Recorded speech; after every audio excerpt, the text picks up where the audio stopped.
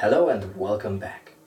Here we want to be talking about our starting point, that aliveness needs to be appreciated. But before that, I would like to ask you whether you've really closely watched the video before. And if you did, you might have noticed that my presence was kind of waning towards the end. I was getting like a little tired, and you could feel that in the way I was looking and the way I was speaking. So here's the learning in that. Whenever that happens to you, and it happens to all of us, when our mental properties need some rest, do take this rest, do not let yourself fall into the trap of thinking, I need to watch the module up to the very end, and only after I've completed that module, then I can take the time to rest. If it's time to rest right now, just do it. Like I did before I started recording this video right now, taking a little rest. So this as a side note, let this sink in, please. And now we continue with our actual agenda of the video, that is appreciating the starting point, where we start out from. And here's the reason why that is so important. If you want to go somewhere, if you want to be on some path of spiritual or personal development or growth, you need to start appreciating your starting point. And not only as a mental exercise, but to really come up with like a new empowering kind of attitude towards where you start out from.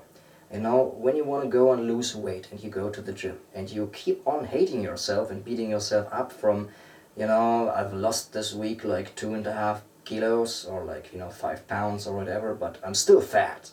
And you beat yourself up for that, it doesn't work.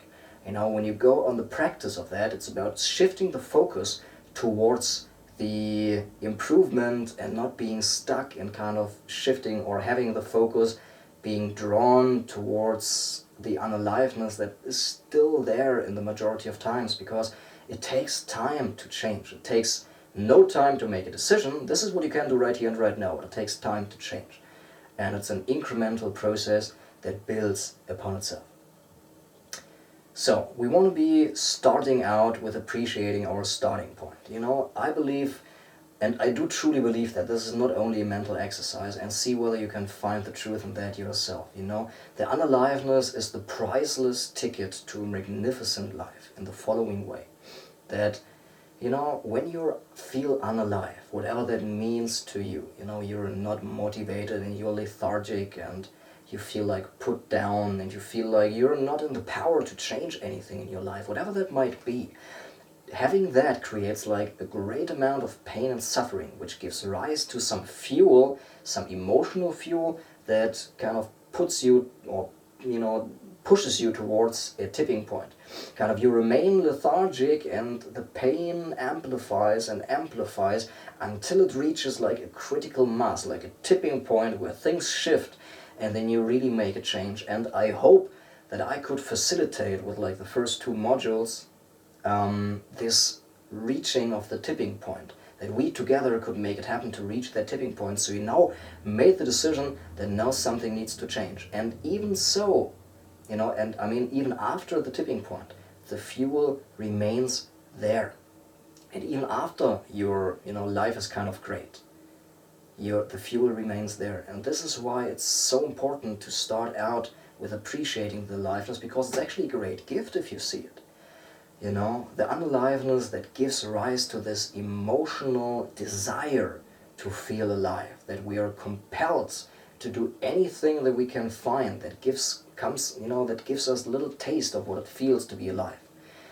This emotional fuel to search and seek, can get us to a tipping point where we actually make a decision, and then we make those changes. But this motivation then to work on ourselves and improve our life, this does not end, this does not wane when our life is actually kind of okay.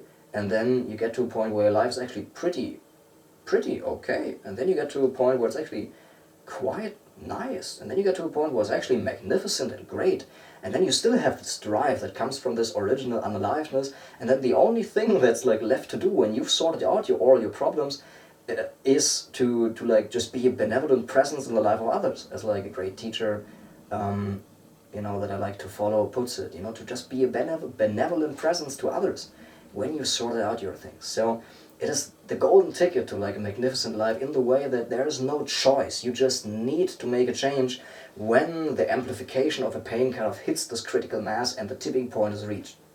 And after that, even beyond the tipping point, then you have the opportunity for gratefulness every time you see the other side of the polarity. Right now, when you're living in unaliveness, or mostly in that, and this seems and appears to be the default state, you find great joy in the feelings of aliveness.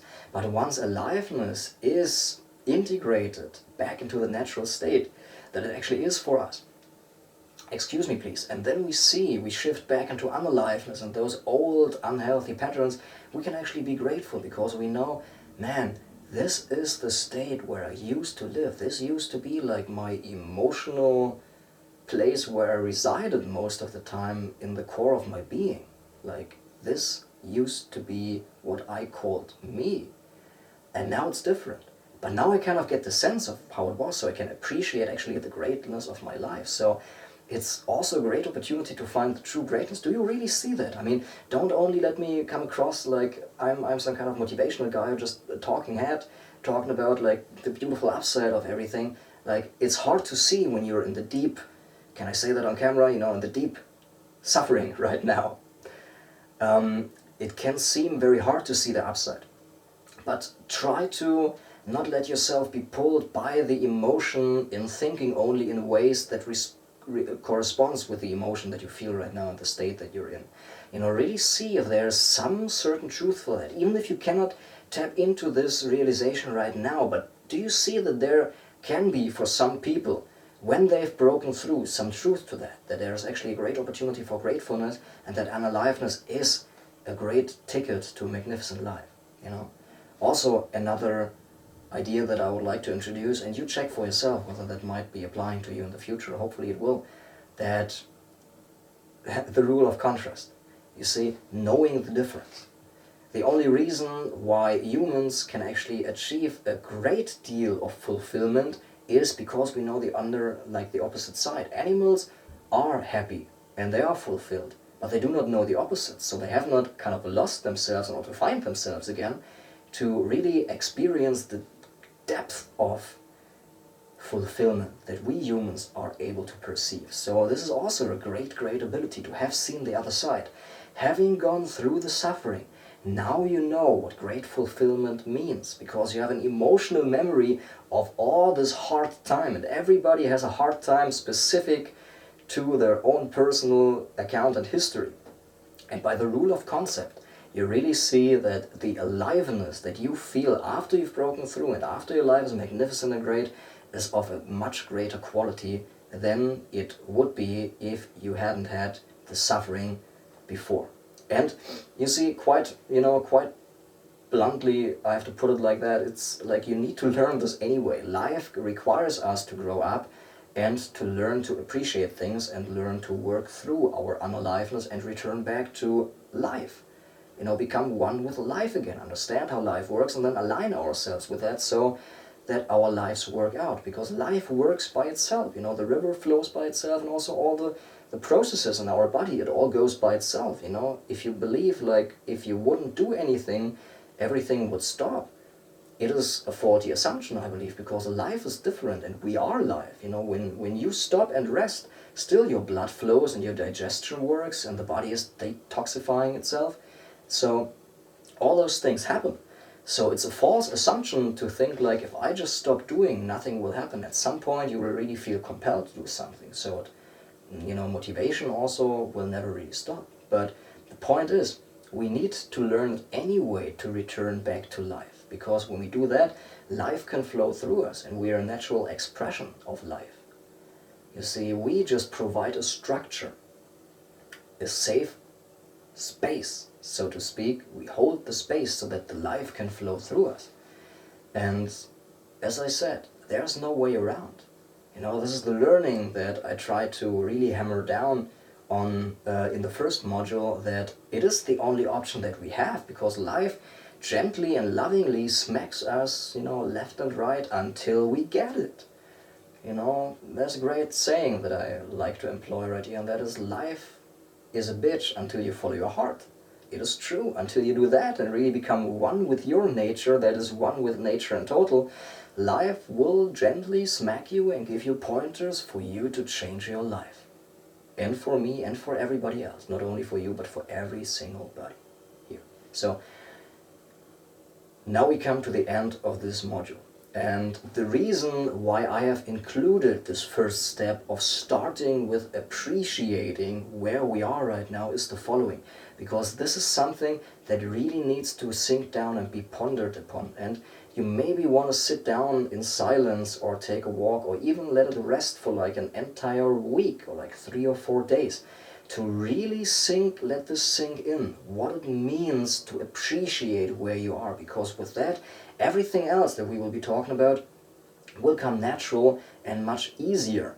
You know, in natural I don't mean, you know, devoid of any kind of obstacles, but much easier. You don't have to push yourself when you're not pulled back. So when you realize that right now your starting point is actually a great gift for you, a great gift that life has given you, that amplified the suffering for you to take the decision to take this course, has been a great gift and a great opportunity for you right now. So the action step is this: sit down in silence and really let it sink in until you feel that it's time to continue. There is no rush. It is important that you do it right now and take the time to let it sink in.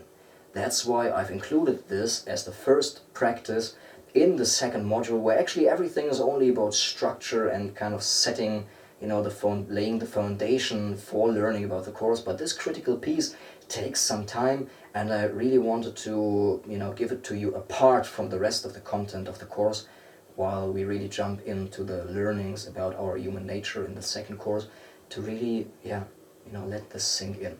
So take responsibility.